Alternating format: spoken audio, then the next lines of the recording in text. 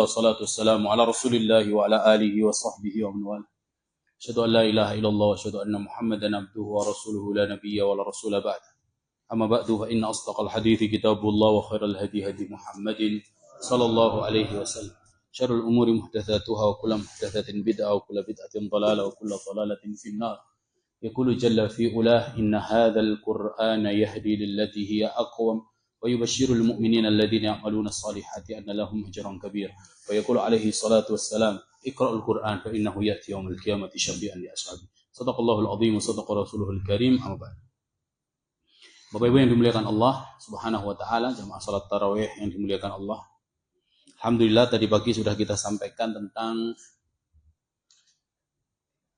kemuliaan Al-Qur'an, kemudian keutamaan Al-Qur'an, kemudian dampak kemuliaan Al-Qur'an terhadap pembacanya, terhadap orang yang membacanya, dan dampak terhadap orang tua dari pembacanya dan yang mempelajari.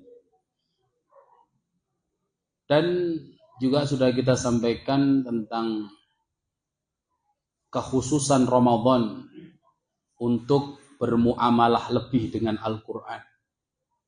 Sampai Imam Malik meliburkan semua majelis hadisnya demi banyak membaca Al-Quran. Imam Qatadah, imam yang lainnya. Sampai Imam Syafi'i menghatamkan selama 1 bulan Ramadan berapa? 60 kali hatam. Siang sekali, malam sekali. Selama 1 bulan Ramadan, beliau menghatamkan Al-Quran situna khatmah, 60 kali hatam. Maka kalau kita hatam sekali ya wis alhamdulillah. 2 kali alhamdulillah, 3 kali alhamdulillah.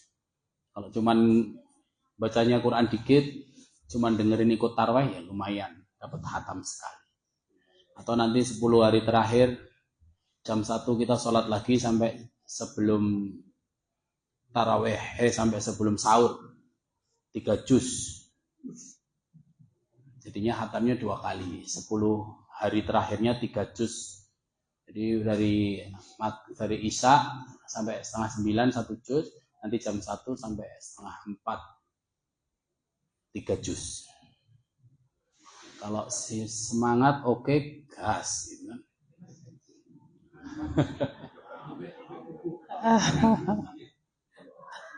Dan itu bodoh do tele-tele. Nah, sekarang yang akan kita bahas adalah adabnya. Adab membaca Al-Qur'an terutama.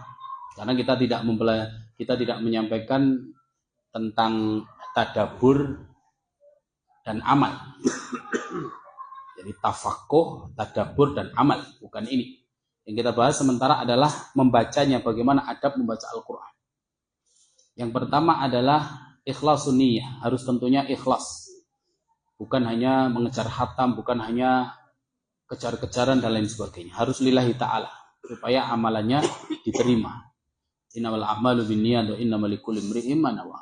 Karena pahala seseorang itu didapat tergantung dari niatnya. Kemudian yang kedua adalah taharah, suci. Suci ini sebenarnya ulama rahimahumullah juga berbeda pendapat tentang hal tersebut. Selama orang itu hadas asghar. Jadi orang kalau habis pipis, habis habis kentut dan lain sebagainya, dia tetap membaca Al-Quran, itu boleh saja. Dan itu disepakati oleh kebanyakan ulama dan para ulama. Masih boleh membaca. Yang jadi permasalahan ketika menyentuh mushaf. Itu yang jadi perbedaan. Kalau membaca selama itu dia mau berhadas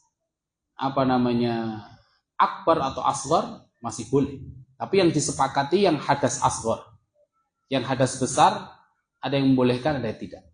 Ada yang membedakan antara haid dan nifas dengan junub.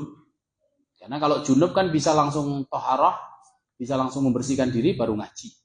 Tapi kalau haid dan nifas, dia mau ngaji kapan saja, silahkan selama tidak menggunakan mushaf, tidak menyentuh mushaf. Kecuali dalam mazhab Syafi'i. Perempuan haid tidak boleh membaca Al-Quran. Tapi jumhur kebanyakan ulama mengatakan boleh.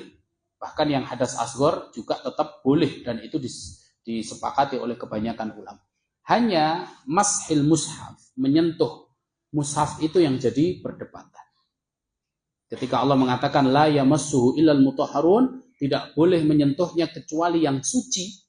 Itu kebanyakan ulama mengatakan dia harus suci dari hadas. Sehingga kalau mau menyentuh Al-Quran dia harus berwudu dulu. Nek ngentut ditaruh wudu dulu Pak, ambil lagi. Itu lebih baiknya, idealnya begitu. Hanya sebagian ulama mengatakan la yamassuhu illal mutahharun, maksudnya tidak menyentuhnya kecuali yang suci. Di situ maksudnya adalah para malaikat. Para malaikat itu adalah makhluk-makhluk yang suci yang bisa menyentuh Al-Quran yang ada di Lauhil Mahfudz, maksudnya. Sehingga sebagian ulama mengatakan meskipun kentut tetap megang mushaf, tetap ngaji, ya sah-sah saja. Tapi kalau bicara afdholiyah, lebih baiknya maka ketika menyentuh mushaf dalam keadaan suci. Itu yang kedua. Kemudian yang ketiga, istiqbalul kiblah. Istiqbalul kiblah, menghadap kiblat itu bukan syarat untuk sahnya membaca Al-Quran. Tapi itu menjadi adab. Adab. Lianna al-kiblah afdalul jihad. Jadi kiblat itu termasuk arah jihad, arah yang paling baik, arah yang paling mulia. Maka kalau baca Quran baiknya menghadap kiblat, meskipun tidak menghadap kiblat pun sah-sah saja. Itu namanya adab. Kemudian yang keempat adalah at-ta'awudz. Ta'awudz. Allah mengatakan fa idza qara'tal Qur'ana fasta'id billahi minasyaitonir rajim. Kalau kau baca Quran maka ta'awudlah. A'udzubillahi minasyaitonir rajim. Kemudian yang kelima, bismillah. Basmalah, membaca basmalah. Bismillahirrahmanirrahim. Tabarrukan, untuk ngalap berkah dengan nama Allah Subhanahu wa taala. Nah, dalam hadis disebutkan kullu amrin dibalin la yabda'u aw yabda'u bi bismillah fa huwa abtar.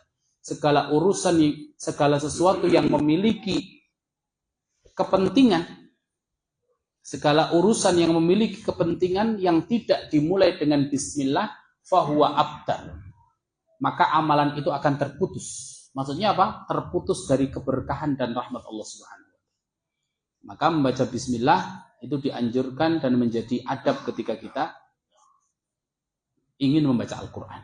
Meskipun kalau kita membacanya tidak dari awal surat, boleh hanya membaca ta'awudz. A'udzubillahi minasyaitonirrajim. Kemudian bacanya di tengah-tengah. Ya Yahya khudhil kitaba biquwwah wa atainahul hukma sabiyya. Itu boleh.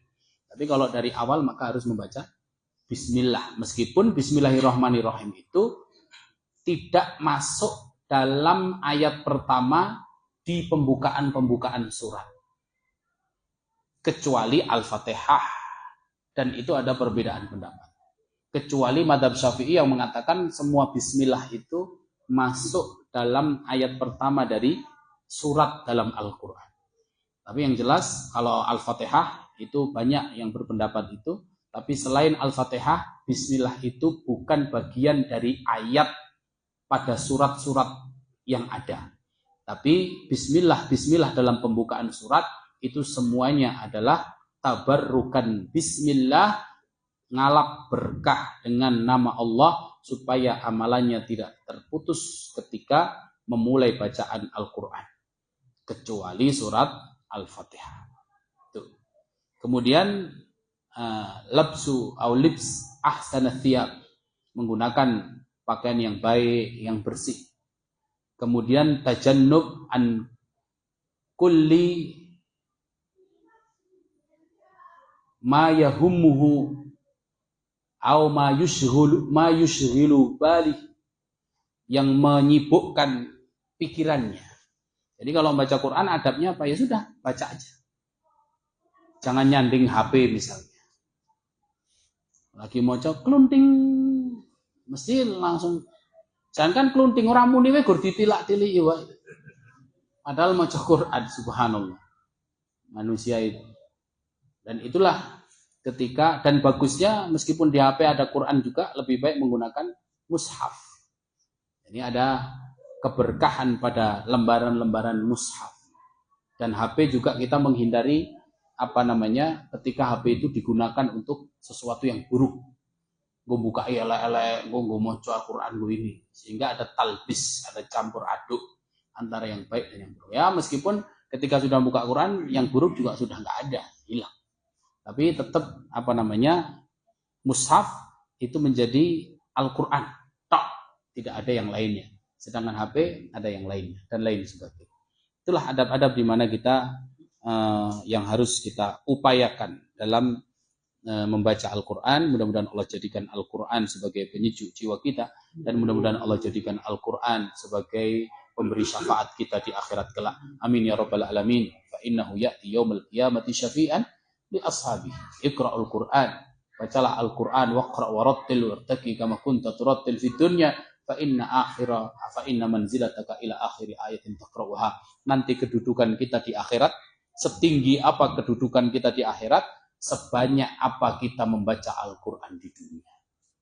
Mudah-mudahan Allah muliakan kita dengan Al-Quran. Assalamualaikum warahmatullahi wabarakatuh.